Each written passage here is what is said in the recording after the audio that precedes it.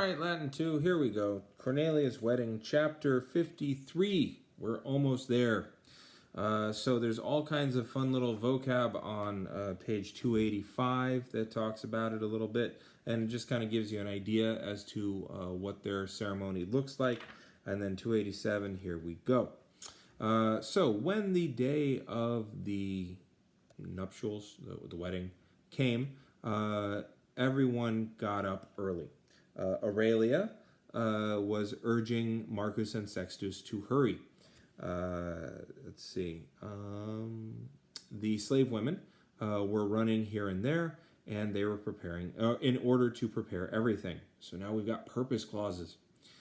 Flavia and Vinia, the mother of her, had already arrived. So apparently you could bring a little urn in. Let's see. Soon the rest of the friends were arriving, and the rest of the friends and relatives were arriving. The approaching happy ones saw the door and saw that the door and the doorposts were decorated, or had been decorated rather, with ribbons and crowns of myrtle and laurels. Having entered into the house, into the atrium, they were led into the atrium where Cornelia, having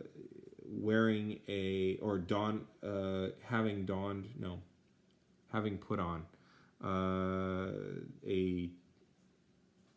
donned in a white tunic, wearing an orange veil, was awaiting them. And what I love about these two sentences, by the way, is that you have Cornelia at the end of each part of it, because she's the last thing that they see. So there's a lot of mystery leading up to it, which makes sense with the veil. A little later, let's see, the shouting and the laughter, shouting and great laughter was heard.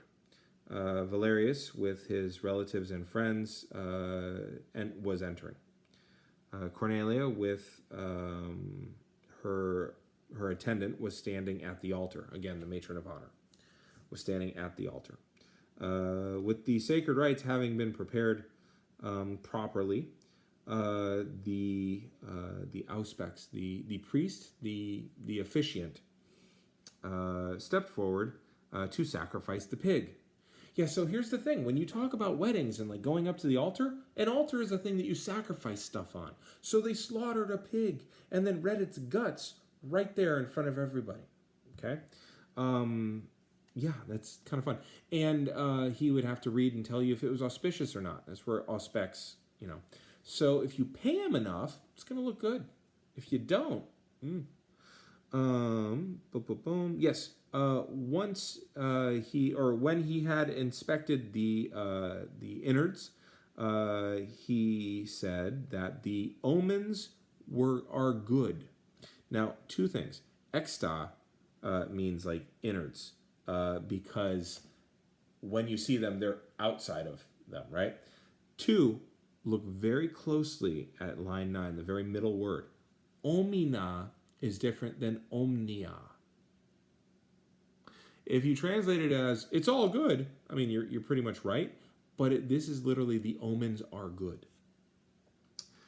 Let's see. Then the wedding tablets were signed, so that's still a thing that happens. Vinia, the bride's attendant, the matron of honor, joined the hands of Valerius and of Cornelia. Cornelia responded to Valerius asking, "What is the name for you?" She responded, "Where you are Gaius, I am Gaia." Once this was done, everyone was shouting, "Good luck!" With the dinner already having been prepared, all the guests reclined, because that's how Romans ate. And after the most excellent dinner, let's see. Oh, yes. The feast, the commissatio, was full of so after the dinner following or a feast followed it, full of hilarity or full of mirth and joy. Oh yeah, good. Already it was getting dark. Cornelia was clinging to her mother. Valerius was pretending that he was was pretending to tear her away from the hands of her mother with force. So this is a standard thing, and it's because they're reenacting old marriage ceremonies where men would just steal women. So he's pretending to take her. In some cultures, the woman walks backwards into her new house, saying goodbye to her old family. In ours, very often people will say, "Who gives this woman to be married?" And the father stands up and says, "I do," like she's property, because tradition. Here, it's he's pretending to rip her away from her mother. Let's see. Soon, she was being escorted to her new home by many friends, or with many accompanists.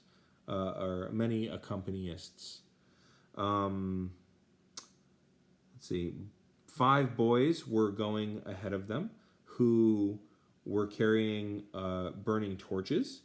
The rest were following. The rest, singing and laughing, were following.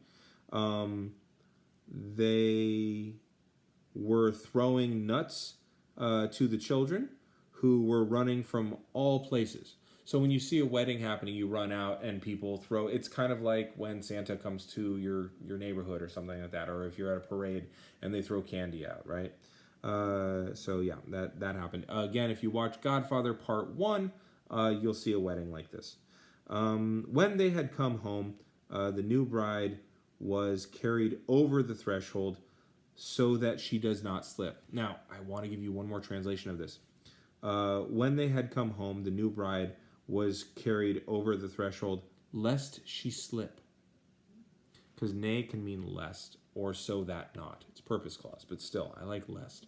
Just gives it a thing. Flavia shouted, "How lucky is Cornelia to be alive." All right, so that's the end of chapter 53 translation. There is another translation in there, 53C, as well as a poem, 53E. I want you to try to do both. I don't care how bad you are at the poem, it's still good. And then on 53F, there's just a couple of, about 4 lines, a couple of elegiac couplets that talk more about marriage. So do those. I'll catch up to you. I'm going to do 53C, and I'll probably then do 53E and F on their own. That way we don't spend too much time, because I like to gab on. Anyway, I'm going to hit the button.